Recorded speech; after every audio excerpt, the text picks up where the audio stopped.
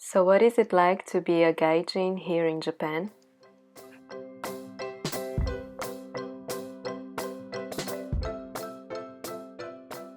All the places I've been so far in the world, Japan is the only place where I really am a gaijin, which to me means where I really feel like a gaijin. I never made this experience before, nowhere, because you can always blend in, but you can't here. So you will always be different from them, and often you're treated like a tourist, but after all, I still think it's not that bad to be, a gaijin here, because people don't judge you, don't, interact too much with you in public, so it's not that big of a difference, I think, in everyday life. But I'm sure there are different situations where you're a gaijin, yeah. It's different. In the United States, people see like your race, like are you black, or are you Asian, or are you Hispanic? But in Japan, it's just you're Japanese or you're not Japanese. So it's almost better because you don't feel discriminated against, but at the same time, everybody is very, if you're not Japanese, you are gaijin. So you're like outsider, no matter what. Probably even if you speak perfect Japanese, you're always going to be outsider. It is weird to see places that say like no gaijin, like no Americans. We live close to the Navy base, so there's some places that you can't go if you're not Japanese. So this is really weird. Like we could not have this in the United States. This would be wrong, you know. One time I've tried to go into a karaoke bar, and they said like no gaijin. Yeah. It doesn't matter if you have lived in the country for 10 years, speak perfectly the language, maybe you even get the citizenship, you're still looked as a foreigner. It doesn't mean that all Japanese people will be discriminating against foreigners. There's a lot of Japanese people who is very open and they will treat foreigners really well.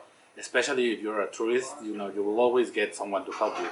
But there are still some people, who is very conservative, who is really, still kind of like don't want to have so many foreigners here, and you have to deal with that. And that is one part of the idea, that you always have to know that you'll never be treated 100% as one of the group. You have your friends, you are living in Japan, but there's still, you are a foreigner, and there will be always something that reminds you that you are a foreigner, which might be different from other countries. Like as I said, like sometimes in Mexico, like we are like, hell, you are a foreigner, but you are the friend of my friend, you are my friend immediately. And here you have to own your place. You know what I mean? Like kind of like you have to show them that you want to be one part of the group. And even if you are accepted in the group, there is still this little line that is like, well, yeah, we include you, but you're not Japanese. Que o que me lembra o tempo todo que eu sou estrangeiro no Japão é chegar em lugares onde as pessoas não me conhecem, sei lá, numa loja de conveniência, ou na prefeitura, ou num restaurante, falar com a pessoa em japonês e ela me responder em inglês. Me dá uma sensação de que o meu japonês não é suficiente, ou que aquela pessoa não tem expectativa de que pelo fato de eu ser ocidental eu não sei falar japonês, e que eu saiba falar japonês, ela não tem essa expectativa. Isso me incomoda bastante porque eu sei que não é proposital, mas é uma microagressão, né? Tipo, olha, você não é daqui, você não fala a nossa língua, então eu vou te ajudar, sabe? É bacana para quem está chegando, claro, se funcionasse, porque na verdade as pessoas nem falam inglês direito, mas é bacana para quem está chegando talvez ter esse apoio, eu entendo, mas depois de 10 anos, você continuar estando aqui, as pessoas continuarem se surpreendendo se você fala uma palavra super simples em japonês e as pessoas você fala japonês, tá? como se fosse um bicho de 7 cabeças. O japonês é uma língua simples de aprender a falar, não a escrever, mas a falar. Então, isso me lembra o tempo todo, né? Eu não me incomodo mais como me incomodava no passado. No passado eu me incomodava muito mais.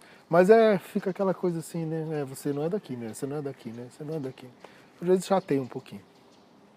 It's not like I can pinpoint one thing that's really bad. I think it's a lot of small things that kind of gets on your nerve.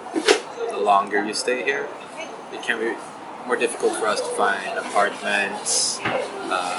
If we go to the convenience stores, they assume that we can't use chopsticks and give us forks when we buy noodles. And you know, it's just these. It sounds really stupid, right? Getting a fork instead of chopsticks. But if you get it every day, it gets kind of annoying and kind of goes back to not having community. You're always going to be a bit of an outsider, no matter if you live there your entire life and look like a foreigner. So, small things, but nothing that wants me to move away from Japan. I still want to stay here. It's not that bad. E aí, vocês curtiram? Continuem acompanhando que ainda tem a última pergunta dessa série. Até mais!